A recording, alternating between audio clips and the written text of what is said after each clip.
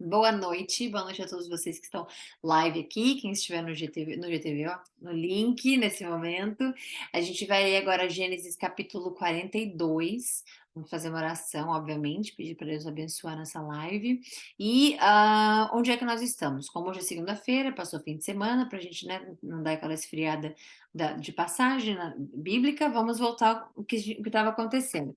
Aconteceu que chegou a fome no Egito, né? Aconteceu que José ele interpretou os sonhos do faraó, então foi dado a ele, né, pela obediência, obviamente, de entender aquilo ali, foi dada a ele uma responsabilidade imensa de governar o Egito inteiro, então ele, guiado por Deus, né, fez ali para o bem do povo inteiro, com sabedoria, nos deu, né, uma aula de educação financeira. E aí, o que a gente vai fazer agora? A gente vai voltar para essa parte agora em que José já foi né, já é o líder, já é o governador, mas que agora a família dele, que mora por Canaã, por outro lugar, né? Tá um pouquinho mais para lá, mas mora lá, vai começar agora a comprar alimento do Egito. Todo mundo vai começar a comprar alimento do Egito, vão começar, né? Como é que fala? A procurar o alimento no Egito, que era o único lugar do mundo inteiro que tinha alimento, né? De todas as nações, como a gente leu ontem.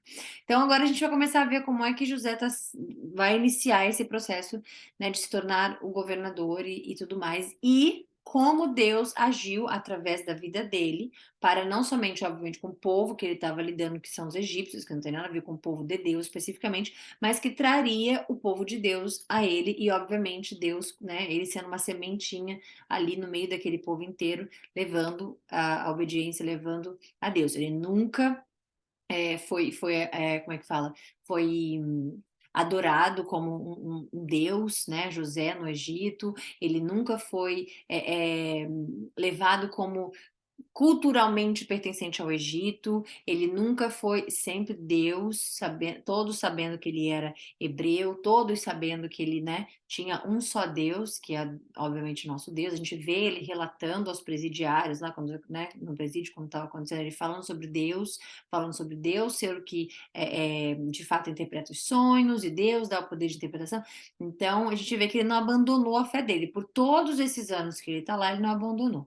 Então, agora a gente vai ver o que ele, com o poder que Deus deu a ele, que é o mesmo poder que Deus dá a você, de ter uma condição XYZ, de ter um trabalho XYZ, de ter uma família XYZ, de ter como é que fala? Um ambiente na sua casa, o que quer que seja a sua situação financeira, emocional, profissional, Deus também dá a você, né, o poder de você poder tomar conta das suas coisas, de você poder ser abençoado de tal forma, de você poder. Então a gente vai ver como foi feita né, dada essa responsabilidade nas mãos de José e como é que ele vai lidar com essa bênção que Deus põe nas mãos deles e que põe nas nossas também todos os dias. Sua responsabilidade com a sua família, com a sua vida, com o seu próprio corpo, tudo que Deus te deu, do fio de cabelo, a sua unha do pé, tudo pertence, tudo é emprestado a você, né? Dado por ele, mas emprestado a você, para que você possa tomar conta da sua mente, do seu coração, né? E aqui estamos para cuidar da nossa vida espiritual, do nosso espírito alimentando ele. Então, com a palavra de Deus. Então, vamos fazer uma oração. Pedir a Deus, nosso Senhor, muito obrigada, Senhor Jesus, por essa live de hoje, pela oportunidade de a gente estar aqui unido nesse momento para ler Sua palavra. Sabemos que é um privilégio enorme, sem palavras, Jesus, a gente poder ler a Sua Bíblia, ler a Sua palavra, desculpa, ler a Sua vida. O Senhor é a palavra, ler a palavra de Deus e entendê-la, ter a revelação vinda de Ti. É um privilégio, meu Deus, poder te chamar de Pai, Senhor. É um privilégio poder saber que estaremos sempre com o Senhor. É um privilégio poder saber que temos o sabor, o gosto de mel na nossa boca quando sai as suas palavras, quando sai a palavra da sua palavra da nossa boca, na nossa vida. Sabemos o quão privilegioso é a gente poder dividir e compartilhar isso com todos nós aqui. Então, obrigada por esse grupo, obrigada por essa família de irmãos em Cristo, obrigada pelo Senhor sempre nos revelar a sua palavra, tocar no nosso coração, tocar na nossa mente. Eu peço para que o Senhor tire as poluições, né, do mundo, seja ela as distrações no nosso olhar olhar, nosso ouvir, nosso sentir, nosso coração, para que a gente possa entender a sua palavra, pôr em prática todos os dias, conhecer mais de ti, ter um relacionamento mais próximo a ti, de comunhão, Senhor, não de religião, mas de comunhão. Agradeço, Senhor, essa live de hoje, peço a sua bênção, sua proteção, para que o Senhor me use como canal e que tenhamos uma boa live em nome de Jesus Cristo, pelo poder e revelação do Espírito Santo. Amém. Então vamos lá. Capítulo 42 de Gênesis. Quando Jacó soube que no Egito havia trigo, Jacó, pai de José, agora está acontecendo lá. Então vamos ver. Quando Jacó soube que no Egito havia trigo, disse a seus filhos: Por que estão aí olhando uns para os outros?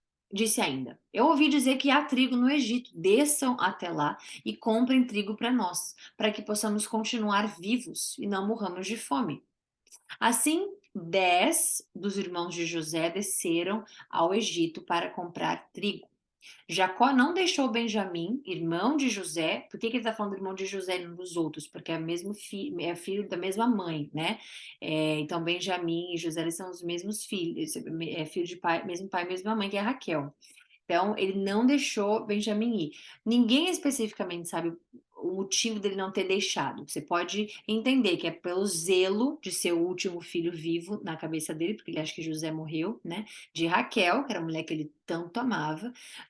Pode ser porque ele também já entendeu qual é dos irmãos, né? Qual que é o tipo de caráter deles ali e tudo que aconteceu, né, com outro irmão, com José, que ele morreu para ele, né?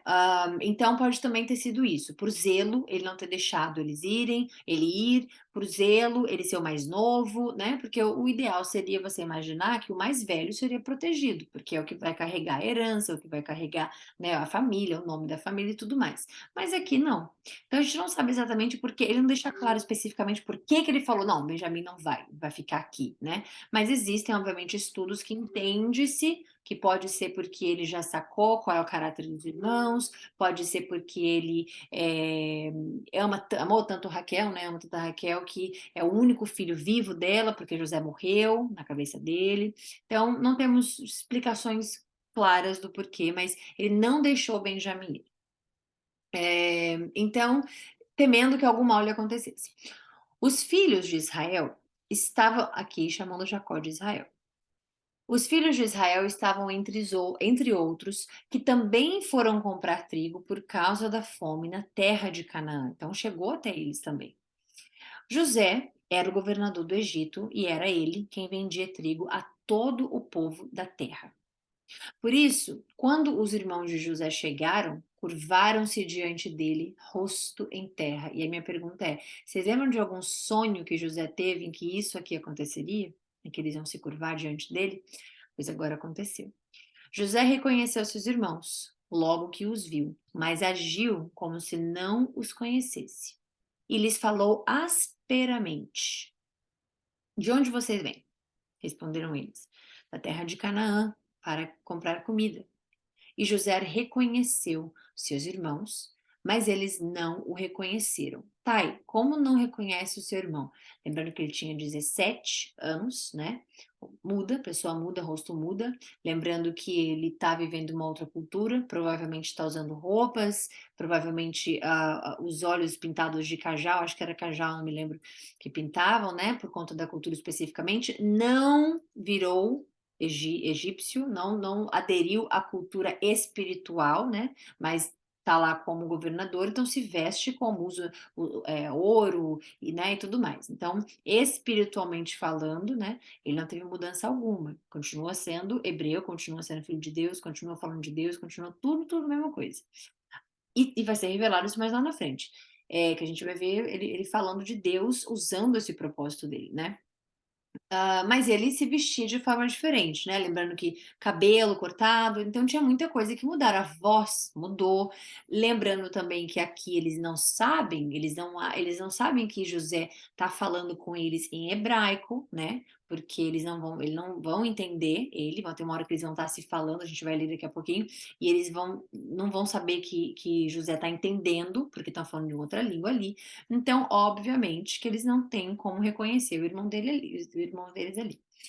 Lembrou-se então dos sonhos que tivera a respeito deles e lhes disse: vocês são espiões. Vieram para ver onde a nossa terra está desprotegida. Então aqui ele não está se fazendo de doido, né? Desculpa, ele não está se fazendo ele não é que ele não sabe, né? Quem são os irmãos, nada disso. Ele sabe, está escrito aqui. Ele reconheceu seus irmãos. Mas aqui nesse momento aqui, você está vendo que José, ele está agindo de alguma forma, porque ele vai lá na frente revelar. Ele está querendo saber qual que é a deles ali, né? Saber mais da família. Imagina, tantos anos depois, encontrar com os irmãos, aqueles que. Ele falou aqui está escrito que ele lembrou-se então dos sonhos. Começou tudo nos sonhos. O ódio pelo José, né? Apesar dele já ter sido, já era maltratado pelos irmãos lá, mas ele já, né? O sonho foi o que desencadeou aquela raiva. Vocês lembram que lá atrás, depois do sonho que ele foi revelado, ele foi mais odiado ainda. Então ele lembrou-se desse momento, com dor, obviamente, né? Então aqui ele tá armando alguma coisa ali, mas a gente vai ver o porquê. E aí ele falou: vocês vieram para cá. Naquela época, as bordas, né, dos países, das cidades, dos lugares, elas eram frágeis, né? Então era normal você ver uma pessoa esquisita que não faz parte da sua cultura, do seu povo, atravessando aquela borda ou chegando ali: ah, a gente veio aqui para ver isso, para ver aquilo, a gente veio aqui para mudar né, de cidade, viemos aqui para o Egito para isso, por aquilo, e acabar sendo espião, e acabar sendo. Então era normal isso acontecer, né? Por briga de terra, por briga de um monte de coisa, de poder, de dinheiro e tudo mais. Então, ainda mais no período de fome, em que, obviamente, as pessoas no desespero, muitas coisas podem acontecer. Então, era plausível ele chegar e dizer para os irmãos que eles eram espiões dessa forma, né? Estou explicando isso para que não haja né, uma pergunta na sua cabeça: mas por que falar que eles são os espiões? O que tem a ver uma coisa com a outra? Por isso. Então, quando ele fala da terra estar desprotegida, está falando das bordas, né? E naquela época você tinha que ter, naquela época as bordas elas eram frágeis, né? Pessoas de outros lugares que chegavam lá de outros lugares. E aí continua. Eles responderam: não, meu senhor, teus servos vieram comprar comida. Todos nós somos filhos do mesmo pai. Teus servos são homens honestos e não espiões. Mas José insistiu: não, vocês vieram ver onde a nossa terra está desprotegida. E eles disseram: teus servos eram 12 irmãos, todos filhos do mesmo pai, na terra de Canaã. O caçula está agora em casa com o pai e o outro já morreu, sendo que é o próprio José. José tornou a afirmar: é como lhes falei, vocês são espiões. Vocês serão postos à prova. Juro pela vida do faraó que vocês não saíram daqui enquanto seu irmão caçula não vier para cá. Lembrando que ele ama Benjamim, né? Era irmão dele, de mesmo pai, mesma mãe. Então ele está falando, pela vida do faraó, vocês não vão sair daqui enquanto Benjamim não vier. E era algo plausível para eles dizerem também: se vocês estão dizendo que vocês não são espiões e que vocês têm um outro irmão, eu quero que esse outro irmão então aqui apareça para ver se é verdade. Então era plausível ele dizer isso. Mandem algum de vocês buscar o seu irmão enquanto os demais aguardam presos. Assim ficará provado se as suas palavras são verdadeiras ou não. Se não forem, juro pela vida de Faraó, que ficará confirmado que vocês são espiões. E os deixou presos 3 dias. Eu já falei desses de número 3, né? 3 aqui. Mas lembrando que quantos dias eles deixaram José no poço, né? Naquela cisterna. Uma cisterna, um poço. 3 dias. No terceiro dia, José lhes disse: eu tenho temor de Deus. Se querem salvar suas vidas, façam o seguinte: se vocês são homens honestos, deixem um dos seus irmãos aqui na prisão, enquanto os demais voltam, levando trigo para matar a fome de suas famílias. Obviamente, José agindo com o coração aqui, falando para eles irem levar a comida de volta para casa, né? Tragam-me, porém, o seu irmão caçula, para que se comprovem as suas palavras e vocês não tenham que morrer. Eles se prontificaram a fazer isso e disseram uns aos outros: certamente estamos sendo punidos pelo que fizemos a nosso irmão. Vimos como ele estava angustiado quando nos implorava por sua vida. Então, imagina, a gente não teve essa informação lá atrás. quando a gente estava lendo quando José estava no poço, na cisterna lá, a gente não viu ele implorando pela vida, né? Deus não deixou essas informações para quando a gente estava lendo. Por quê? Era mais importante a gente entender ele sendo vendido, os irmãos sendo malvados, né? Era mais importante a gente pensar naquilo ali.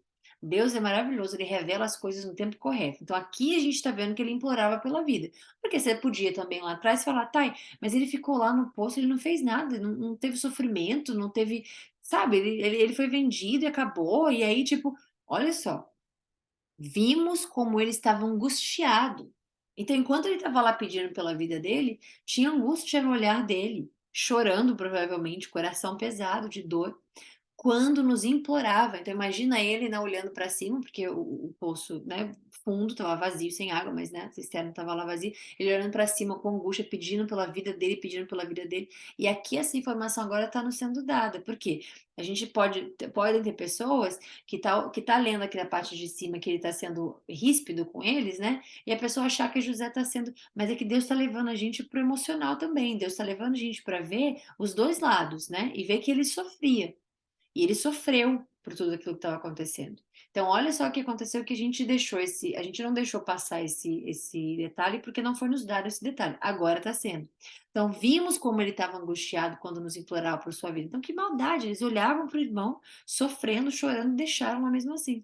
Mas não lhe demos ouvido. Por isso nos sobreveio essa angústia agora. Então, ele está dizendo, tá vendo? Deus está vendo e agora a gente está pagando pelo que a gente fez lá atrás. Ruben respondeu. Ruben, se vocês não se lembram, foi o único irmão lá que foi o mais bonzinho, lembra?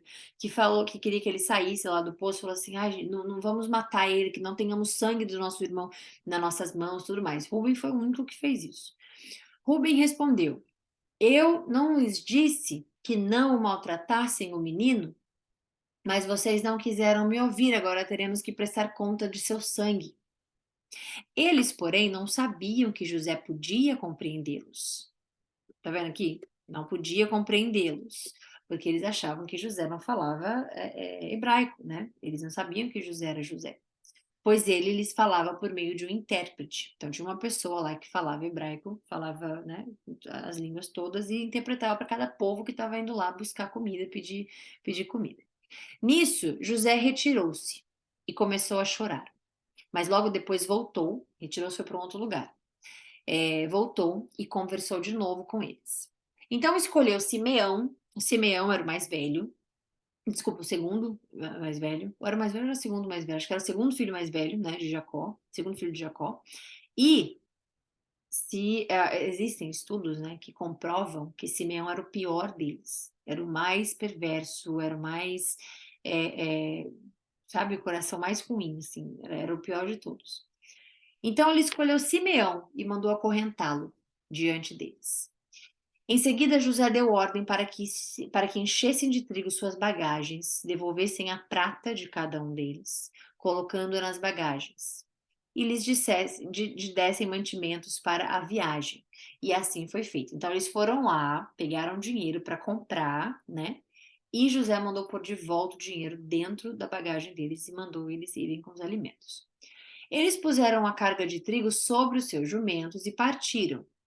No lugar onde pararam para pernoitar, um deles abriu a bagagem para pegar forragem para o seu jumento e viu a prata na boca da bagagem.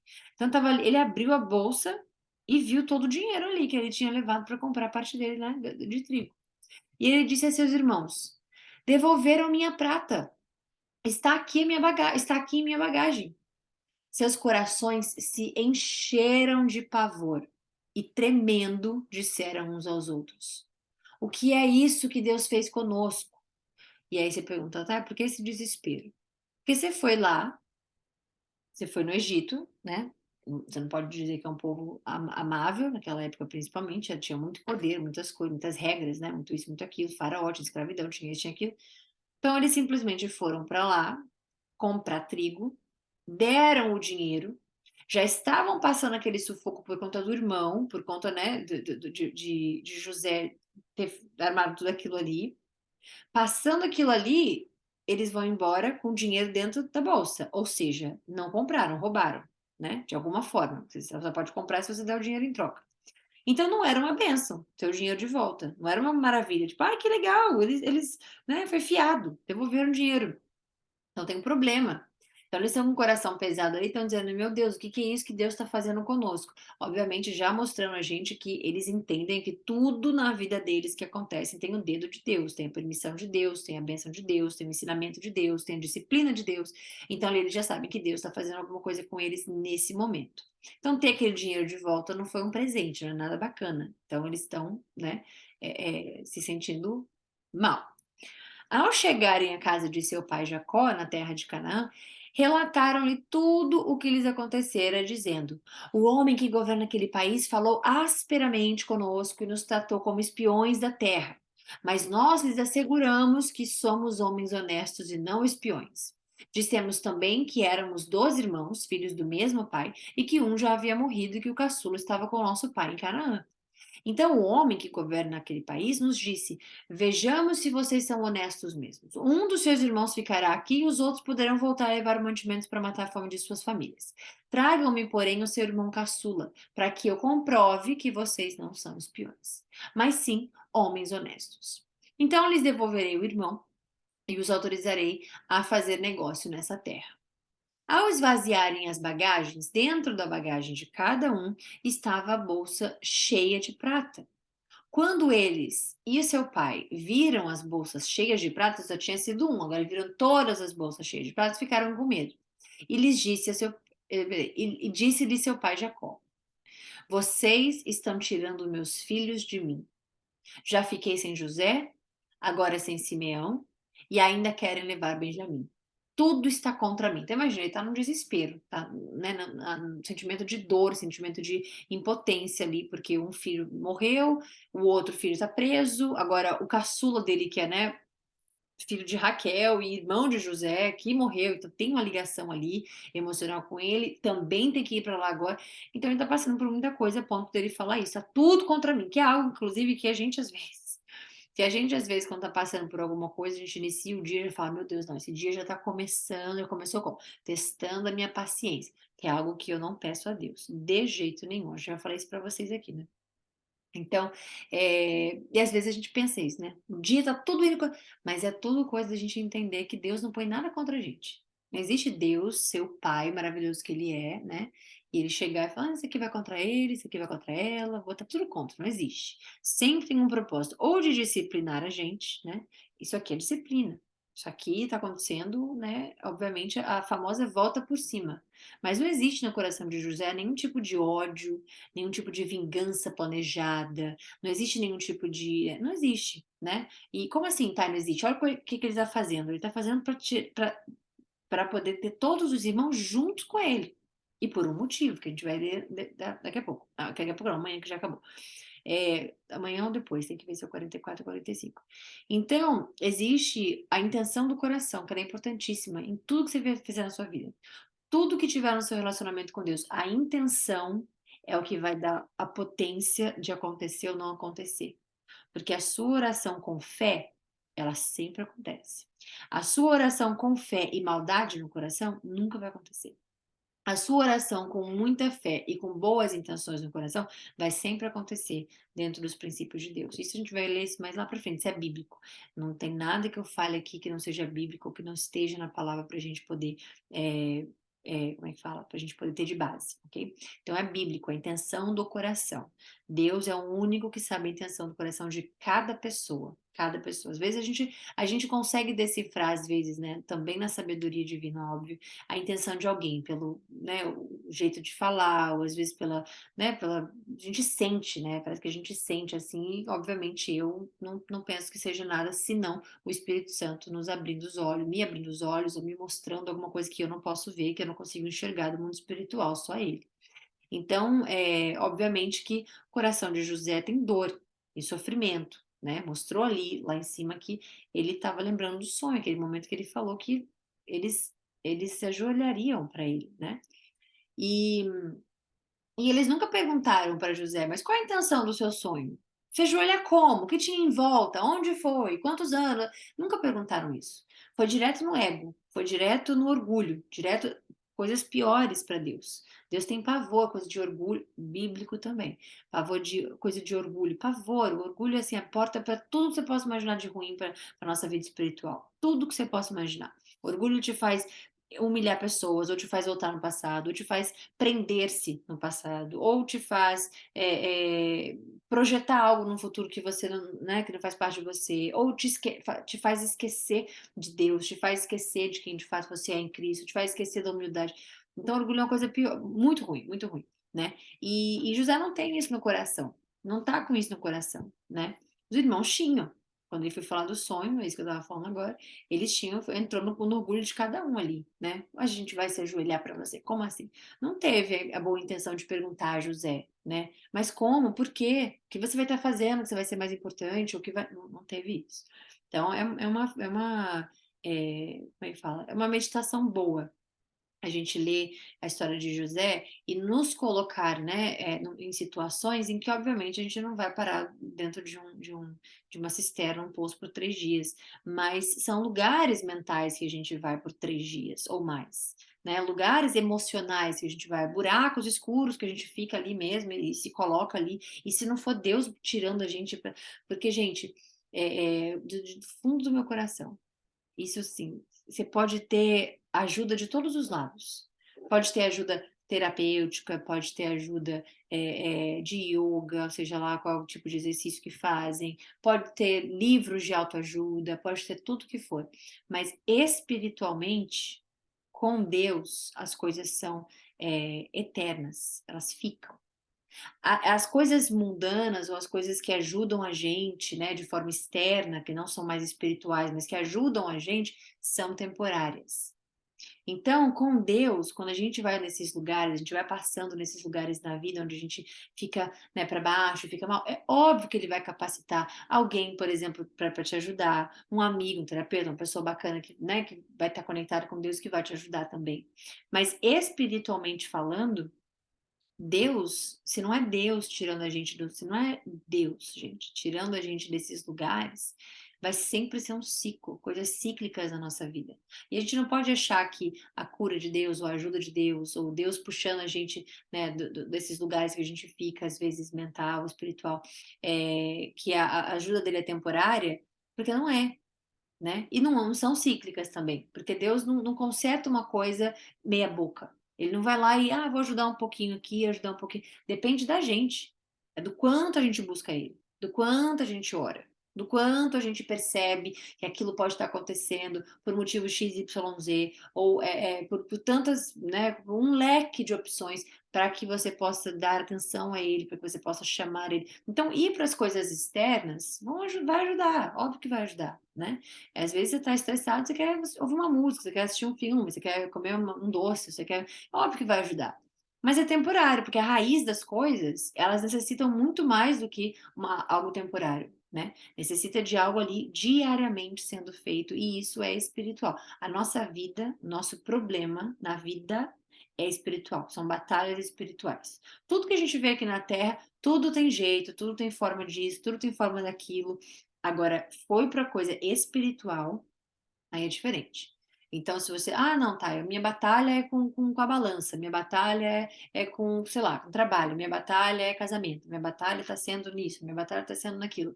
Se o seu lado espiritual está sendo cuidado, se o seu lado espiritual está sendo alimentado, se você tem força, porque não vem de você, vem dele.